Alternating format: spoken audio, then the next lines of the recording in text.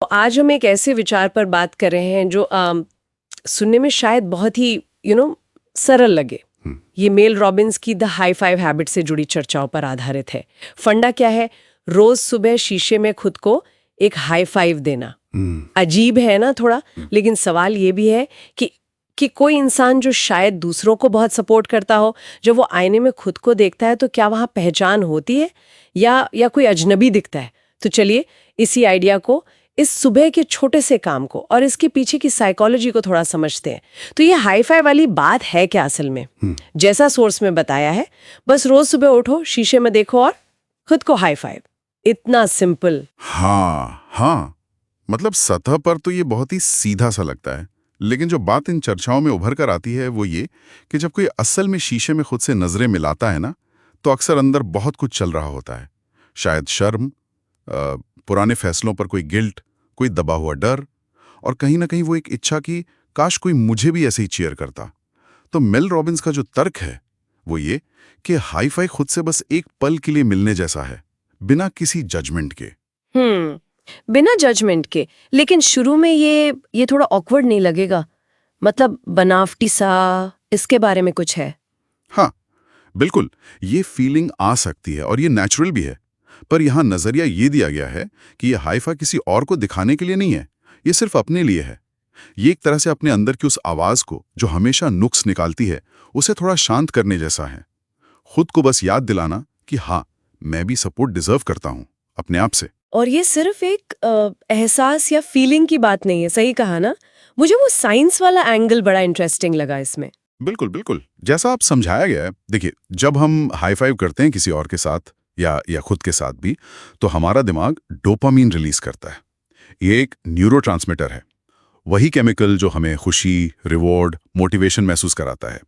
तो ये शारीरिक तौर पर आपके मूड पर, आपकी प्रेरणा पर असर डाल सकता है। अच्छा, ये सिर्फ सोचने वाली बात नहीं रह जाती, फिर ये बॉडी के लेवल पर एक चेंज है। दिमाग को सिग्नल मिल रहा है, हाँ सही कर रहे हो, तुम कर सकते हो। वाह!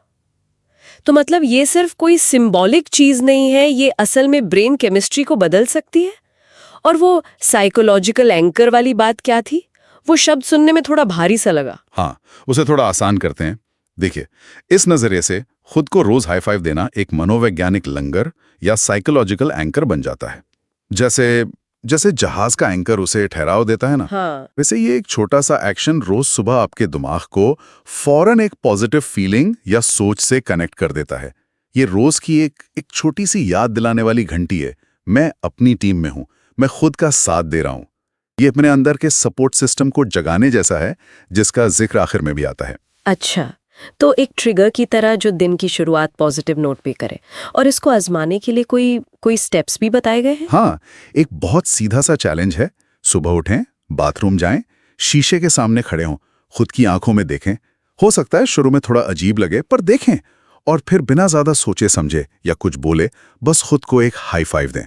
जोर इस बात पे है कि ये सिर्फ और सिर्फ आपके लिए है, किसी और से कोई कंपैरिजन नहीं, कोई शर्त नहीं, बस वो एक पल अपने साथ।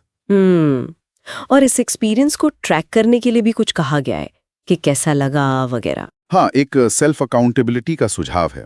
जैसे हाई फाइव के बाद महसूस कैसा हुआ, क्या दिन में कोई छोटा सा भी फर्क महसूस हुआ, मूड में या एनर्जी में। इसे शायद कहीं लिख लेने से ये समझने में मदद मिल सकती है कि ये छोटी सी आदत पर्सनली आपके लिए क्या कर रही है। ये खुद से जो बातचीत है उसे और गहरा कर सकता है। तो अगर हम इन सब बातों को एक साथ देखें, तो ये सुबह का एक बहुत छोटा सा काम, शायद 10 सेकंड का, ये खुद को स्वीकार करने का, खुद को सपोर्ट करने का, अपना सबसे बड़ा चीयरलीडर बनने का एक तरीका हो सकता है। एक नन्हा सा एक्शन जो शायद पूरे दिन के देखने के तरीके को ही बदल दे। बिल्कुल सही। इन चर्चाओं में एक लाइन थी, खुद से मुलाकात करना सबसे पहला कदम है। और यहाँ सोचने वाली बात ये उभरती है कि अगर ये इतना छोटा सा कदम, जैसा ये आइडियाज बताते हैं, अगर ये रोज की सोच और फीलिंग्स पर इतना असर डाल सकता है, तो सोचिए लंबे समय तक इसे अपनाने से किसी के अपने बारे में जो गहरे विश्वास हैं, जो सेल्फ इमेज है, उस पर क्या असर पड़ सकता है। ये सवाल अपने आप में काफी दिलचस्प है आगे सोचने के लिए।